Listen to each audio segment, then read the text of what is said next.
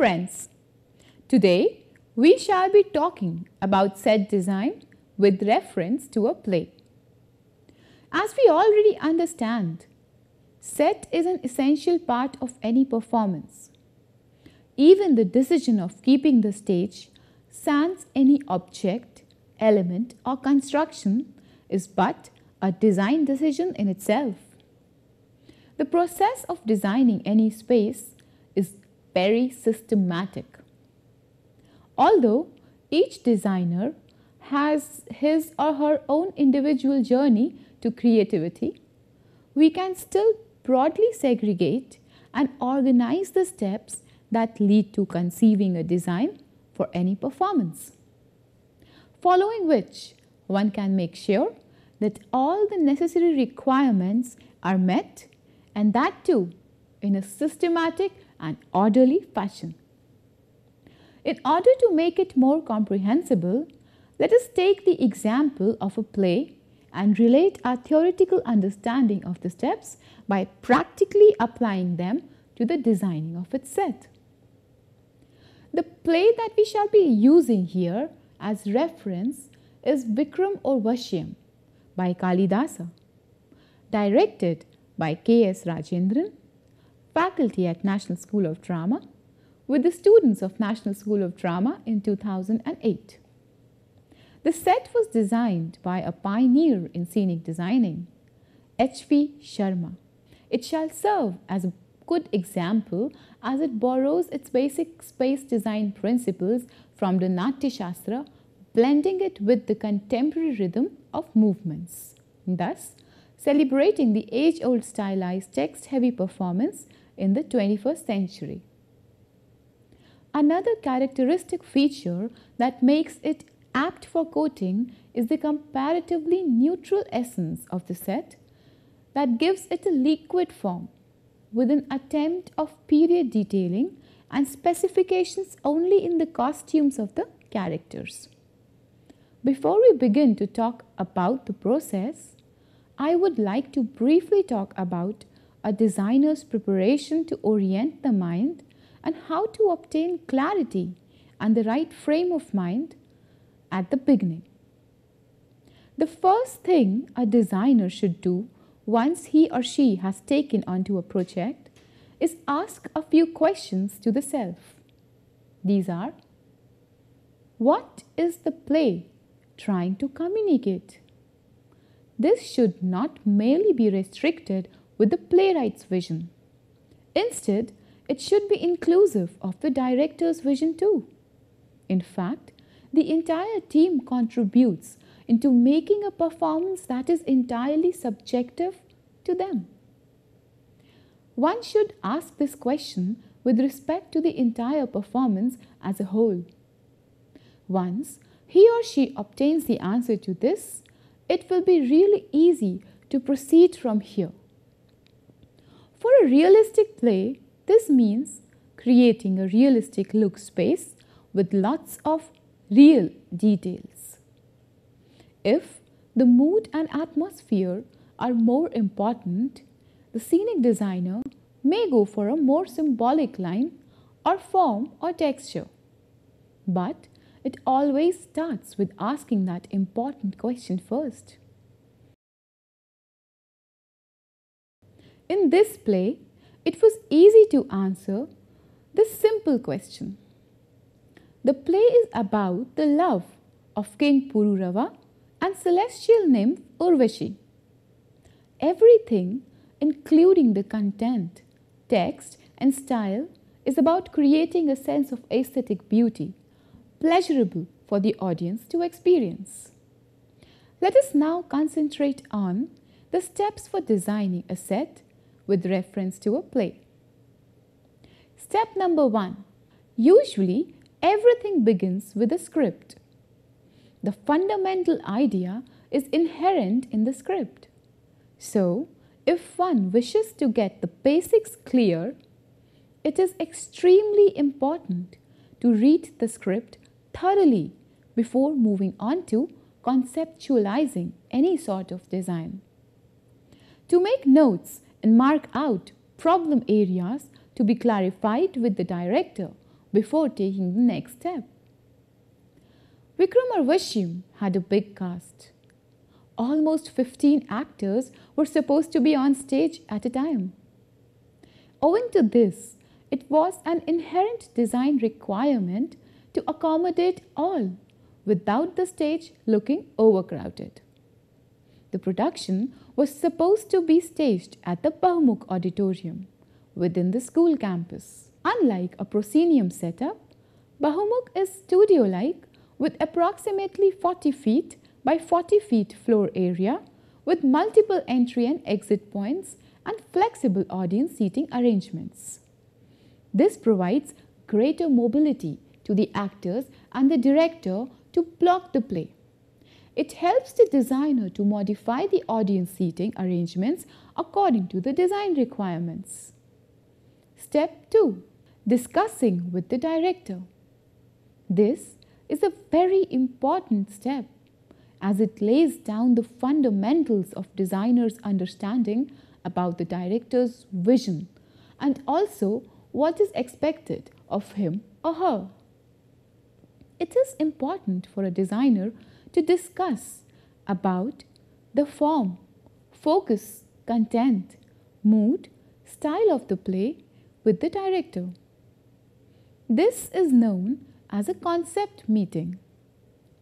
The scenic designer takes the ideas discussed at this meeting and begins research, especially for a play that is set against a backdrop of some specific timeline and period and culture, gathering information about the architecture, furniture, and images of everyday life, along with objects that represents the mood that the director has in mind.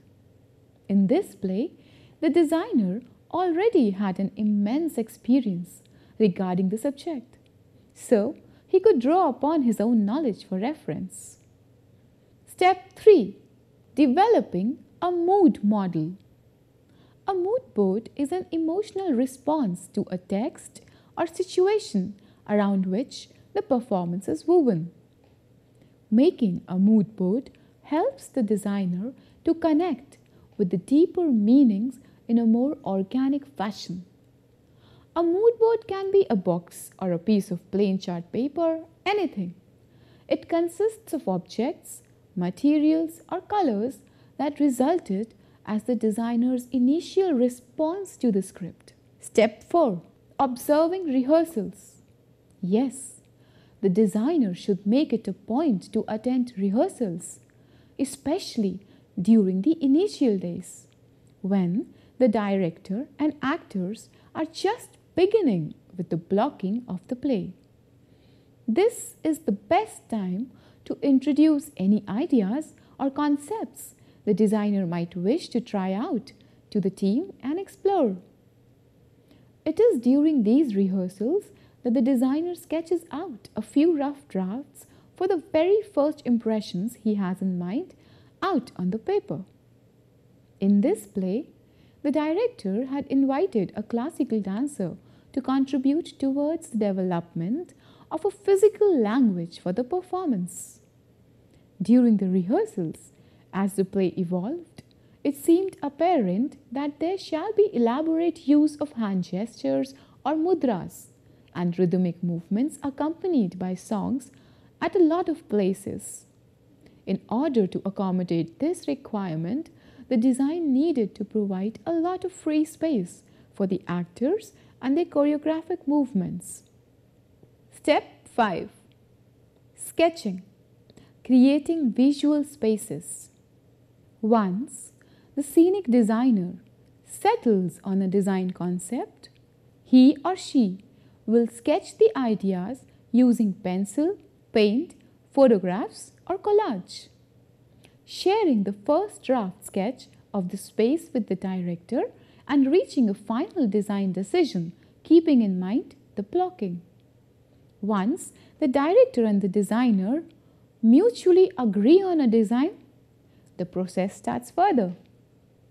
After a number of rough sketches, the designer and the director finally arrived on this idea.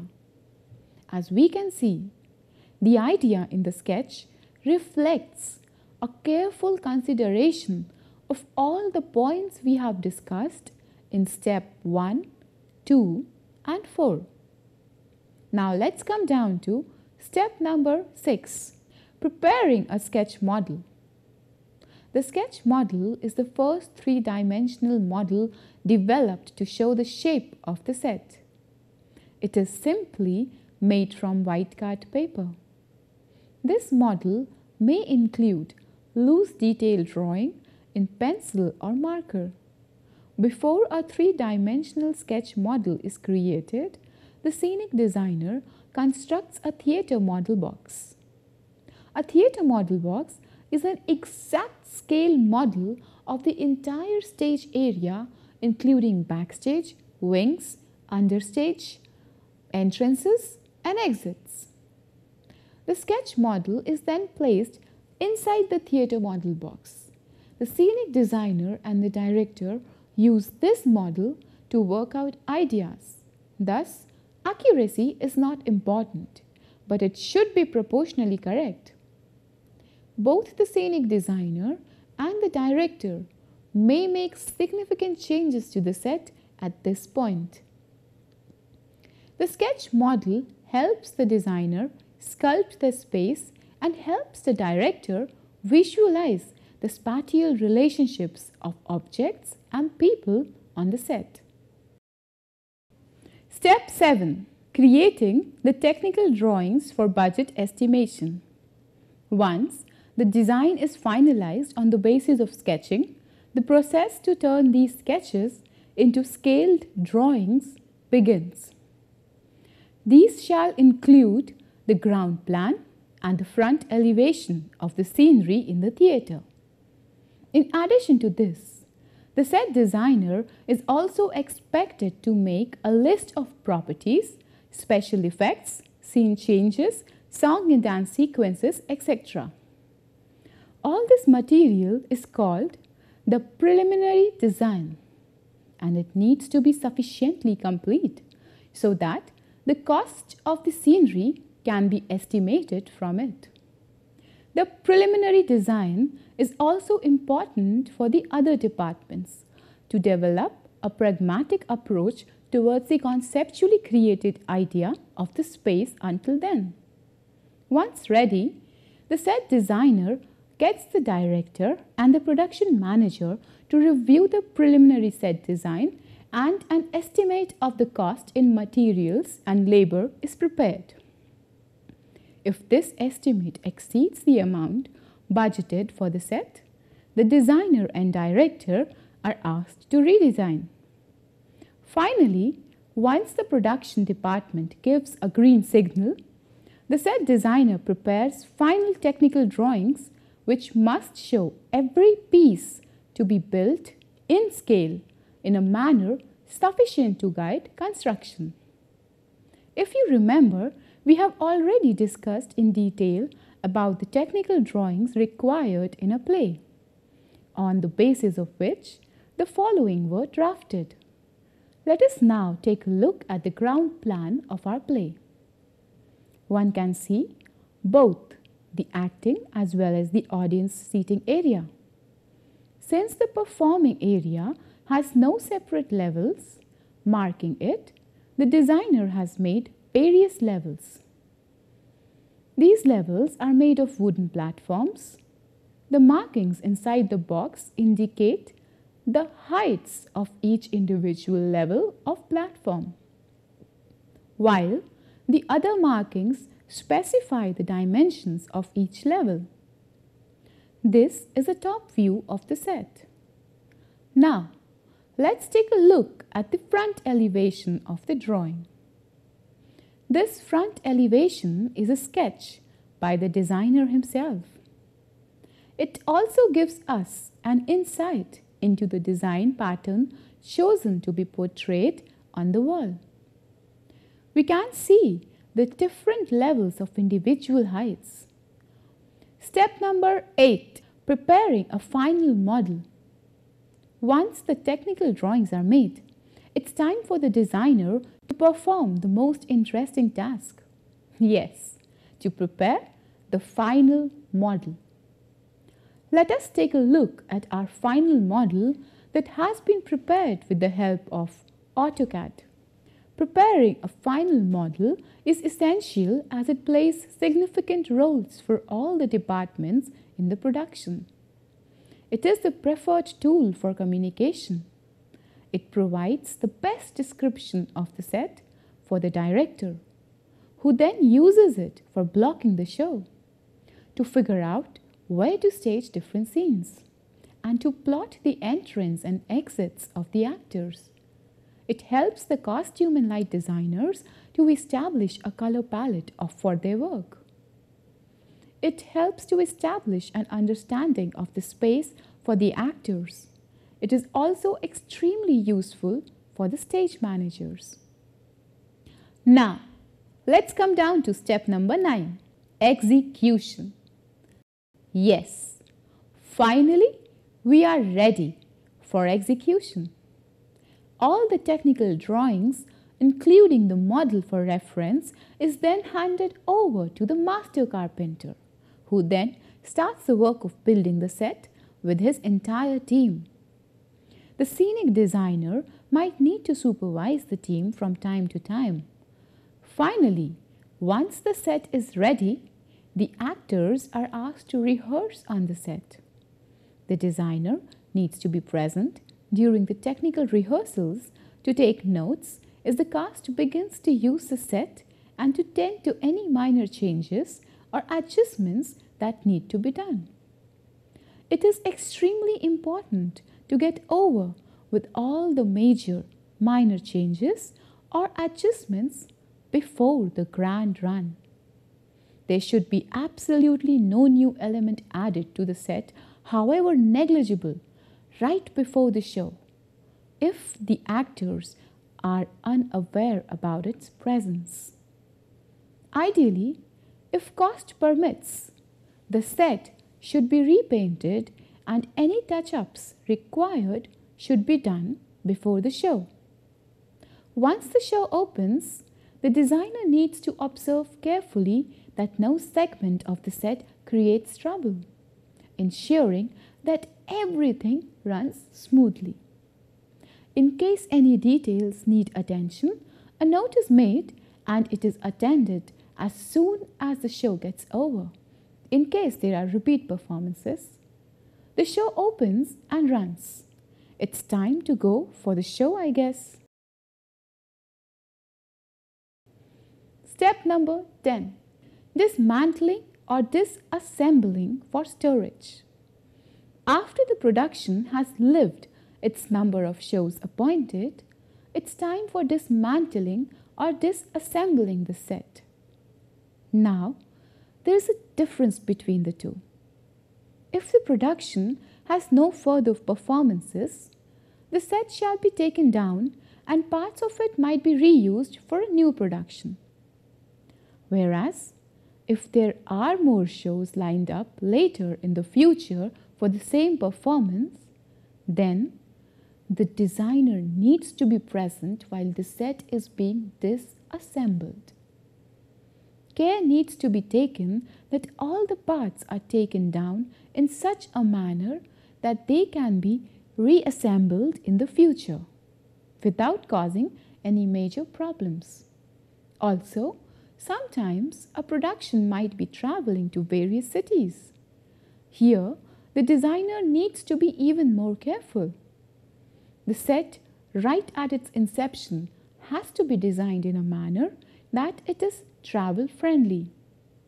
That is, it can easily be disinstalled, packed, and installed anywhere within a short amount of time. Voila! You are done. But before we call it off, let me share a basic manual I have prepared for a scenic designer. Getting the basics right. It is the main responsibility of the set designer to create a design concept which helps transforming the director's conceptual visions into real space. The designer needs to ensure that all his creative energies are working in order to help the director achieve that vision, and by no means overrule any idea on mere basis of preferences. Second, the scenic designer is the one to set the style and tone of the production. The design concept should reflect the style of the performance. The style might range from a highly illusionistic setting in which we might recognize 3 walls of a room with complete furnishings to a more theatrical setting in which we recognize some practical objects which only suggest the full environment. While the tone of the set usually reflects the dramatic genre chosen. Third, a designer needs to be very careful with measurements. A small error here can lead to misunderstandings between the designer and the master carpenter. It is best never ever to assume any measurements. Always be ready with a measuring tape. Sometimes, even a second of laziness or carelessness can result in huge disasters.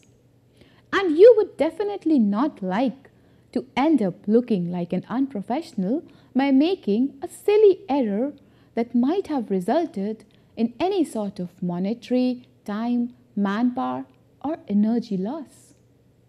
Since technical drawings are the final word of communication between the master carpenter and the designer, it is very important to have all your technical drawings absolutely right. Also, having the correct information of even the minutest detail about the theatre where the performance is going to be staged would always benefit. Fourth, the set acts as the first information on time, period, and location. These should not be overruled or left behind unless so desired by the form or style chosen for the performance. Fifth, every play shall bring its unique challenges. The task of the designer is to try and resolve as many of them as possible. For example, accommodating all entry and exit points, ensuring each space gets its due attention, and other details without losing the aesthetic balance of the design. Often, these practical problems will help determine major decisions for designs about a play. Sixth, and last, but not the least, the set designer must coordinate and integrate the scenery with the other elements of the production, like costumes, lights, sounds, actors, staging needs, and special effects. The effect of all of these elements should be an integrated whole. Designing for a play can be one of the most creatively satisfying experiences, as one gets a chance to witness the magical transformation of one's art from the papers to a real physical thing. As the actors enter onto it, getting into their characters, delivering their dialogues, the space becomes completely alive. It starts having a life of its own. It breathes. It becomes a co-actor. It receives and responds. It becomes one with the performance. It is the designer's presence on the stage, the designer's participation in the performance, the ultimate communication with the spectators. Always remember, theatre is a composite art, and the trait of a great designer is to create an individual piece of art in such a manner that it adds on to the meaning and the total value of the entire production without overpowering it, very organically. I will now have to leave, but before I do so, I would like to thank my friend and fellow designer Prashant Parmar for helping us with the technical drawings used in the lecture. I hope you enjoyed today's lecture. Goodbye for now.